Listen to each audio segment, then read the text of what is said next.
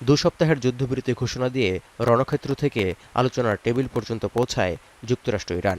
শান্তির বার্তা আসবে সে অপেক্ষায় ইসলামাবাদের দিকে তাকিয়েছিলেন বিশ্ববাসী। কিন্তু ঐতিহাসিক আলোচনায় দুপক্ষের শর্তের বেড়াচালে সমঝোতা ছাড়াই পাকিস্তান ছাড়লেন দুদেশের প্রতিনিধি দল। এতে করে এখন ভঙ্গুর যুদ্ধবিরতির ভবিষ্যৎ নিয়ে দুশ্চিন্তার পাল্লা আরও ভারী হলো। এরই মধ্যে উদ্বেগ বাড়িয়েছে ইরানের বিরুদ্ধে নেতানিয়াহুর হুমকি।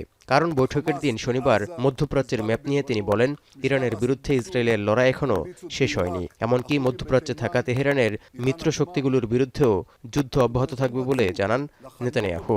משטר אסד בסוריה, המיליציות בעיראק, החות'ים בתימן, איראן עצמה. זאת אומרת, הם רצו לחנוק אותנו ואנחנו חונקים אותם.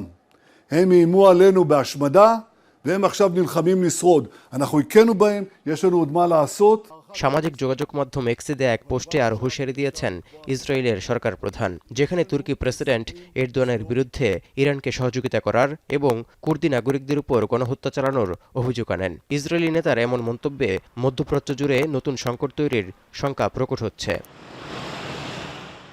ইসলামাবাদে যুক্তরাষ্ট্রের সঙ্গে আলোচনায় সমঝোতায় পৌঁছাতে না পারা এবং চলমান 2 সপ্তাহের যুদ্ধবিরতির মধ্যে নেতানিয়াহুর হুমকিতে সতর্ক অবস্থানে ইরানও। ইসরায়েলের মনোবাসনা পূর্ণ হবে না বলে প্রতিরোধ ব্যবস্থা আগের চেয়েও শক্তিশালী করার বার্তা দিয়েছেন ইরানের কুদস ফোর্সের প্রধান।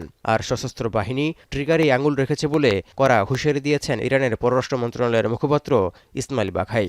هم نیروهای مسلح دستشون رو ماشه است و هم دستگاه دیپلماسی حتما کوچکترین موردی رو مراقبت میکنه که به موقع پاسخ داده بشه.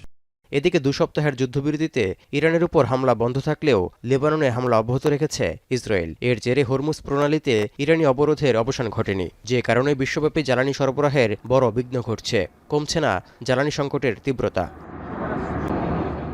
তৌহিদুর রহমান, এখন বিশ্ব।